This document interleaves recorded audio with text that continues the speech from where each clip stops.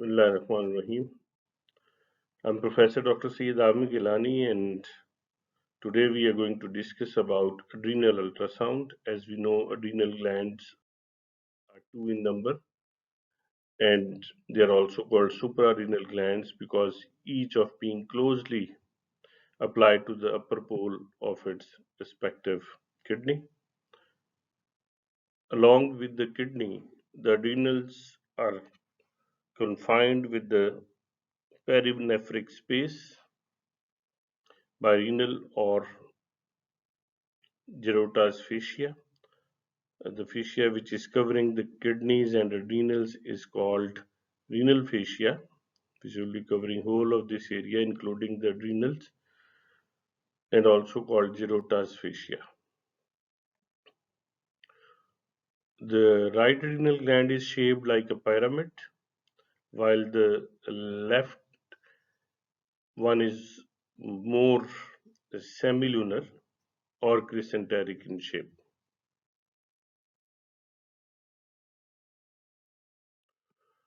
If you look at the anatomy, the adrenal glands are 3 to 5 centimeters in length, 1 to 3 centimeter in width, and 2 to 3 centimeters in anteroposterior direction. Each adrenal gland is composed of outer cortex and central medulla. On ultrasound, the adrenal cortex is hypoequic. So the cortex will appear hypoequic, which is grayish or blackish line, which is a thin line, and then the medulla is hyperequic. So the area which is hyperequic, which usually we find while scanning the upper pole of the kidney, which is pyramidal in shape on the right side and semilunar or crescenteric shape on the left side. The prominent hyperequic area is the medulla, whereas the thin hypoequic line will be the adrenal cortex. On ultrasound here we can see that the scanning of the adrenal is accomplished through flags, and on the right side, as in this sonogram, this is the right side, as we can see in transfer scanning the IVC, and then we have the medulla and cortex. Cortex is hypoequic thin line, and this pyramidal shape white structure is the adrenal gland. So liver is used as a sonic window for the right adrenal, whereas unfortunately the spleen is not always an adequate window for the left side. Another important thing is that in the adults, the adrenal glands are difficult to visualize sonographically because they are located deep within the body cavity, and they tend to be long and narrow as compared to their appearance in the fetal life or in the neonates or in the pediatric group. The surrounding echogenic retroperitoneal fat does not provide enough contrast for clear visualization of this small gland. Here you can see this is the pyramidal shape. Then is the cortex, which is hypoequic, grayish, and then is fat, this one. So in patients where we have lesser amount of fat in this area, we will have better visualization of this adrenal gland. As we know that sonographically the adrenal cortex is hypoequic while the medulla is hyperequic. On transverse section, we will find IVC, as we discussed that adrenal is lying suprarenally and is lateral and posterior to the IVC. The adrenal gland is small elongated structure, and here we can see this is the thin hypoequic line, which is the outer border and is the cortex.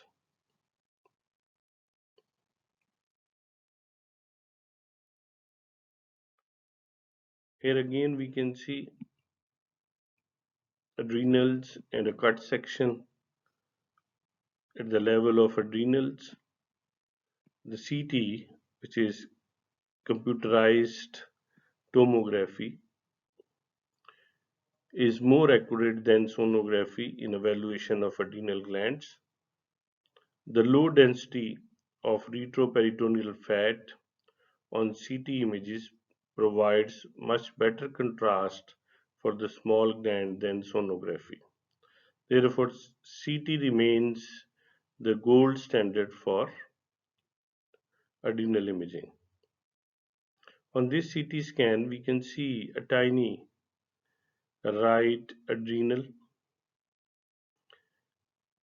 which is lying posterior to the IVC and lateral to the right crus of the diaphragm. To the left side, it is also lateral to the left crus, lying between the tail of the pancreas, this one, and upper pole of the left kidney. So this is right and here is the left one. These are pancreas, this is IVC and aorta.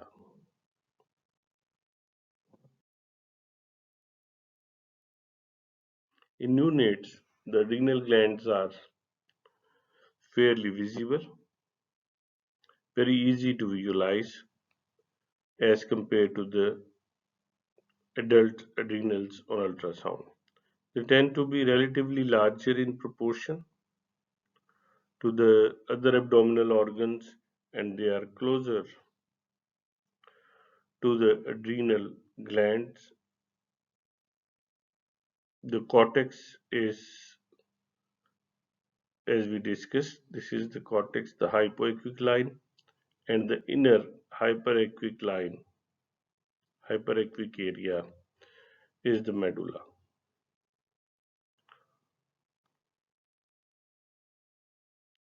Here we have different views for the neonatal adrenal glands, fairly visible. You can see this is one adrenal, the second one. These are different shapes. So according to literature, the shapes can be V shape, Y shape, Z shape, S shape, or inverted V shape. It can be triangular or crescenteric in shape. Always a hypoequial line around it, and we can see the hypoequic line. Then is the medulla, which is hyperequic. The adrenal glands may be mistaken for kidneys, especially when they slip into the renal fossa. This happens when the fetus or newborn with renal agenesis. When the kidney is small, the renals are larger, so they try to slip into the renal fossa. The renal, which is prominent in neonates, resembles the kidney because its cortex is hypoequic, which is the peripheral part like kidney, and medulla is hyperequic. So it can be mistaken in cases of renal agenesis.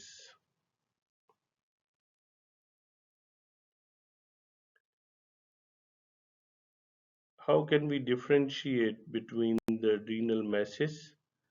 The first thing is to differentiate adrenal from the kidney. So here we can see the longitudinal side, on the right side of the patient, the longitudinal view, the right kidney and right suprarenal gland, which is also called adrenal gland. The accuracy of ultrasound in the detection of adrenal masses varies depending on the size of the tumor, the age and body habitus of the patient. The differentiation of an adrenal mass from a mass of renal origin depends on the demonstration of a good plane of separation. Like here we can see it can be separated. So we are not getting that type of adrenal gland which we have discussed in previous slides. It is hypoequic, well circumscribed area which is visible instead of the normal cortex and medulla of adrenal, and the size is relatively larger. So we need to differentiate between the mass which is originating from the kidney or adrenal, and this separation will help us. The same principle applies to differentiate from a liver mass, which is sometimes difficult to distinguish from a larger adrenal mass. Here we can see the outline, and then is the liver. So because the adrenal gland is located posterior to the inferior vena cava, adrenal mass tends to elevate and displace the inferior vena cava anteriorly.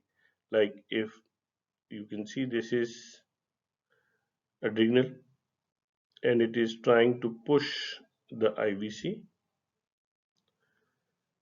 Here in this sonogram, we can easily see the lumen is almost obliterated because of the pressure from the adjacent renal gland's mass.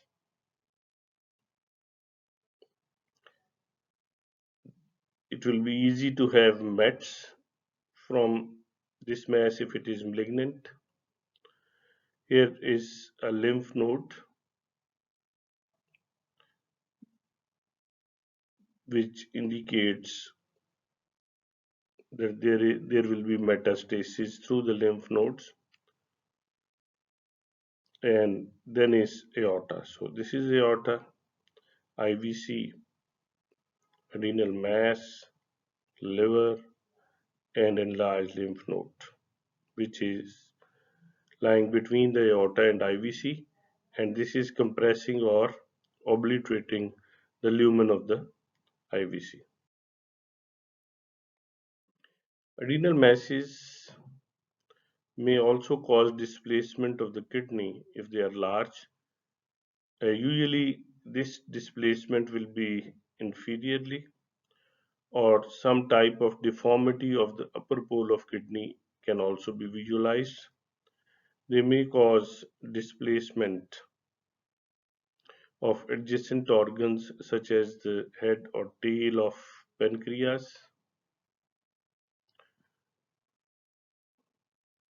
and that displacement will be anteriorly. It is a general anatomic rule that the tumors of adrenal origin, they usually tend to occur posteriorly, while masses of pancreatic origin occurs anteriorly.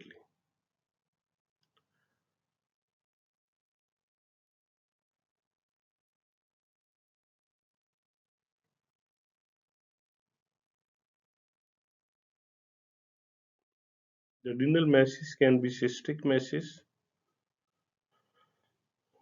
The common types are the adrenal cyst, adrenal hemorrhage, and necrotic tumors. The renal cysts are usually incidental findings and are of no clinical consequence. They may be true cysts of endothelial origin, or they may be secondary cysts actually pseudocyst, the result of old hemorrhage. The renal cysts are usually unilocular and we call them simple cysts that meet the criteria of the simple cyst anechoic mass with a smooth, thin wall and posterior enhancement. Occasionally, they may be multilocular, in which case diagnosis will be a bit difficult. Cysts may have peripheral curvilinear calcifications within the wall, which usually signifies an old cyst.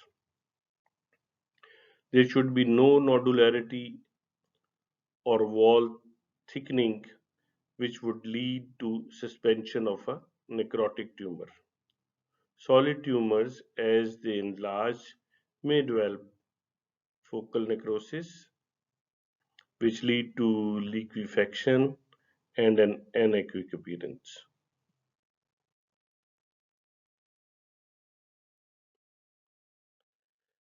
Then comes the adrenal hemorrhage.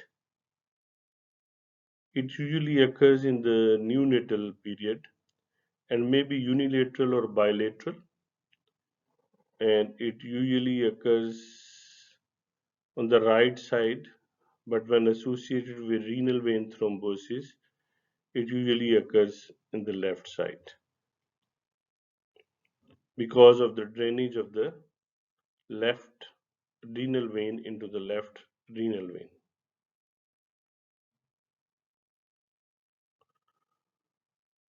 Hemoconcentration is considered to be the precipitating cause, which, while dehydration, hypoxia, blood trauma, and stress are presumed to be underlying causes of this hemorrhage.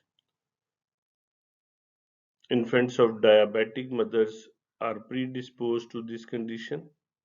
In adults, adrenal hemorrhage may occur during anticoagulant therapy. Ultrasound is the preferred modality for imaging adrenals and hemorrhage in neonates. And hemorrhage may be variable echogenicity because it characteristically undergoes temporal changes as the hemorrhage evolves with time. So we know that on ultrasound, whenever there is hemorrhage on ultrasound, there will be change in appearance. Fresh blood will be anechoic, and then after a few hours, when there is clot formation, then it will be relatively hypoechoic. Then comes the proteolysis by the body, and it becomes hyperechoic when it is old hemorrhage. So typically, the hemorrhage is first seen as here we can see when we scan, we can have hyperechoic mass-like structure when the bleeding is more than 24 hours old.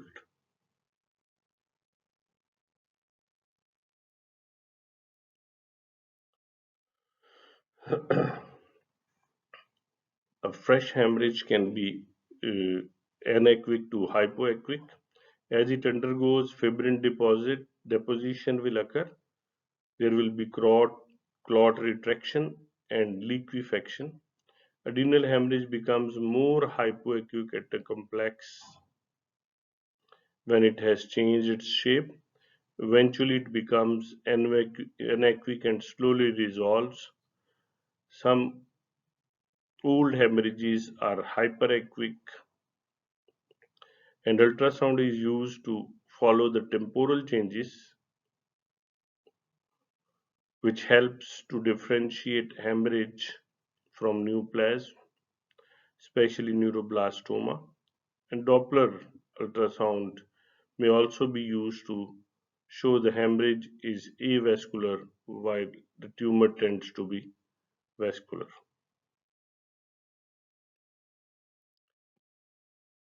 Here are the adrenal masses. Uh, The solid masses which are cortical adenoma, myelolipomas, pheochromocytoma, ganglioneuromas. Then we can have carcinomas, neuroblastomas, ganglioneuroblastoma, and metastasis.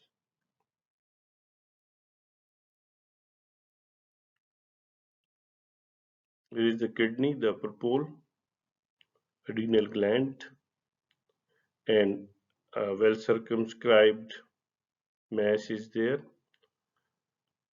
which can be a benign adrenal cortical adenoma. The benign adrenal cortical adenomas are solid masses and they originate from the cortex of the adrenal gland, usually hormonally inactive, but they are mostly seen as incidental findings on ultrasound, CT scan, and even at autopsy. Some patients with benign adenomas have Cushing's syndrome or adrenogenital syndrome.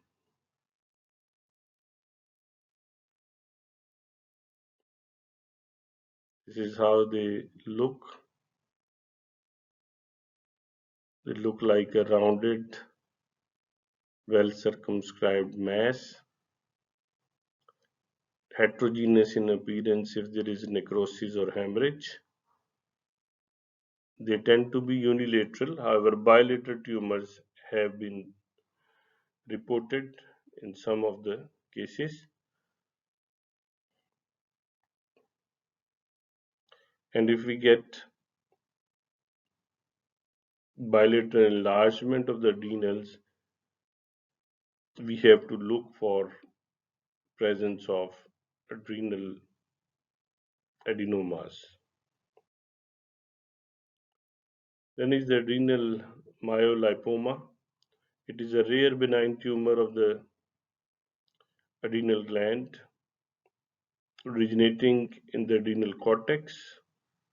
It is composed of fat and bone marrow elements, namely myeloid and erythroid cells.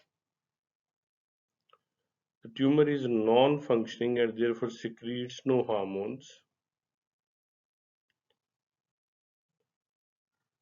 It has no known malignant potential, and sonographically it is a striking appearance because it is hyperechoic and homogeneous due to its fat contents. So strikes are visible, but it's all fat. The myolipomas may become heterogeneous from hemorrhage into the tumor, and we can also find some calcifications with shadowing when there are calcified spots. Its differential diagnosis includes retroperitoneal lipomas, liposarcomas, and renal angiomyolipomas. Here is a case of pheochromocytoma, which is usually a benign tumor originating from the adrenal gland. It is lateral and posterior to the IVC. Here is the IVC. This is that gland. It may also originate in the parasympathetic ganglions. In 5 to 10% of cases, the tumor may be malignant, and in 3 to 5% of cases, it may be bilateral, which is often associated with hereditary familial syndromes. Patient presents with hypertension, headache, palpitation, tremors, nosebleeds, etc. All are signs of catecholamine release, evidence of which is sought in the urine for diagnosis.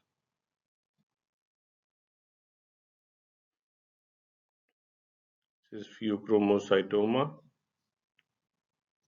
They are solid and hypoequic but may be heterogeneous in appearance. The cystic areas are due to necrosis. In some cases, hemorrhage may be seen, and the appearance of hemorrhage depends upon age. This tumor can also calcify.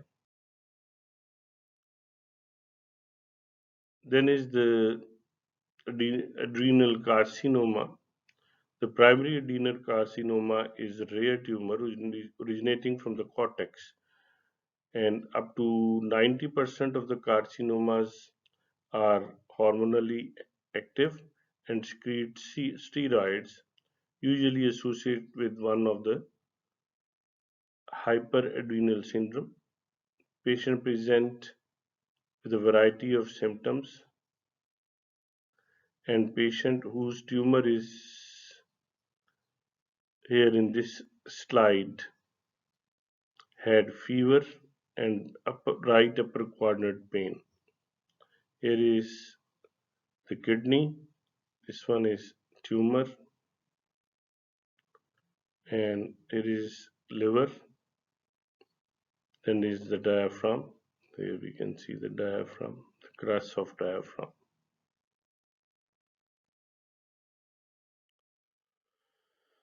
Sorry. Adrenal carcinoma. This is a solid heterogeneous mass around the upper pole of the kidney and may be renal, adrenal, or retroperitoneal region. This is a case of adrenal carcinoma which is demarcated here. You can see by the arrows. It is ill-defined margins, heterogeneous. It can be locally invasive. It can have metastasis to regional lymph nodes and spread hematogenously.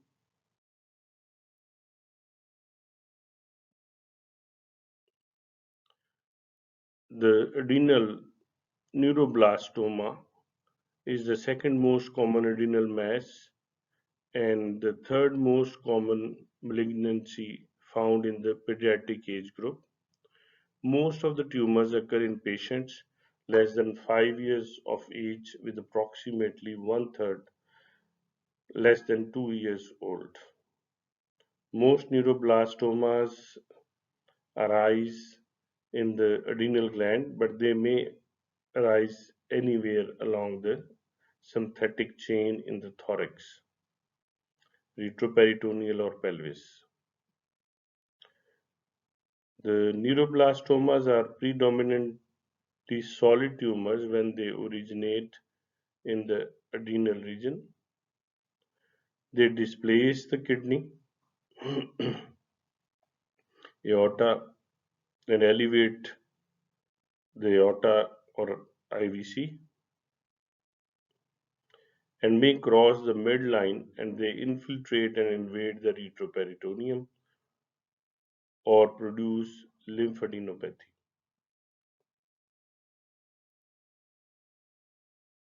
This is another case of neuroblastoma, more clearly visible. This is the kidney. There are mets in the liver from adrenal, from this tumor. There are some necrotic areas inside and liver mets. So this has spread into the liver.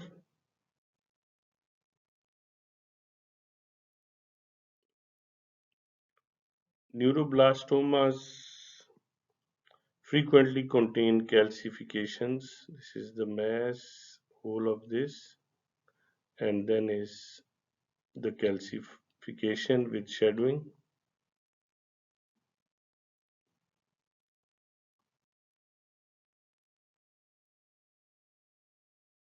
Then comes the ganglioneuroblastomas.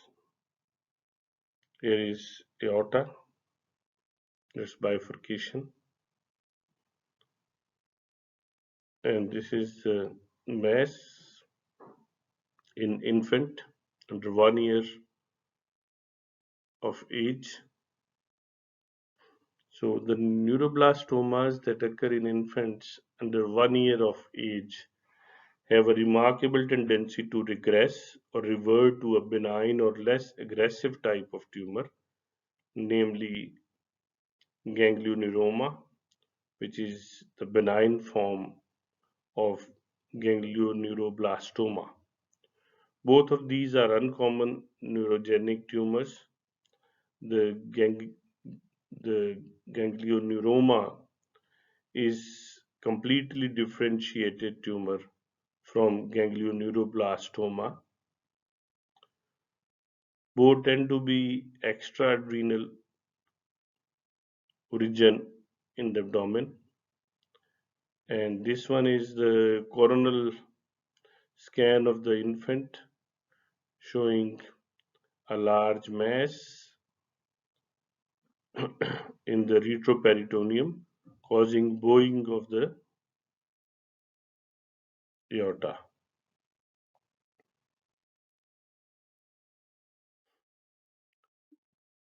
Another case of adrenal mass which is pushing or obliterating the IVC, and there are some METs. This is a metastatic area. The adrenal glands are the fourth and most common site after lungs, liver, and bones. The most common metastases to the adrenal glands are from lung carcinoma, the other being from breast, colon, stomach, pancreas, kidneys, and thyroid carcinomas and melanomas. According to literature, up to 33% of patients with bronchogenic carcinoma have METs in the adrenals.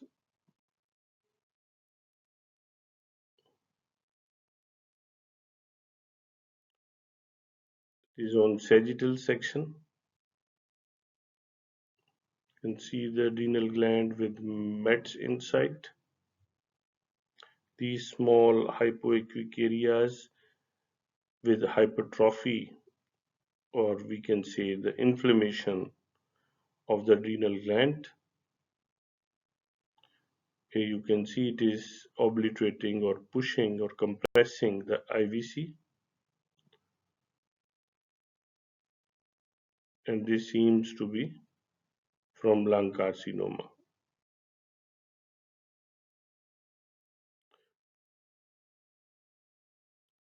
Afro-Asian Institute is offering different courses, which includes 1 year diploma, which can be on campus at our clinics or online. The timing is very flexible. We have 6 month diploma, then we have 3 months course and 1 month course. And for details, we have given the contact number. You can also visit our YouTube channel. Some of the lectures, especially all the free webinars, will be there. Its recording will be uploaded on YouTube channel and the website of Afro-Asian Institute of Medical Sciences. Thank you for listening. Any question?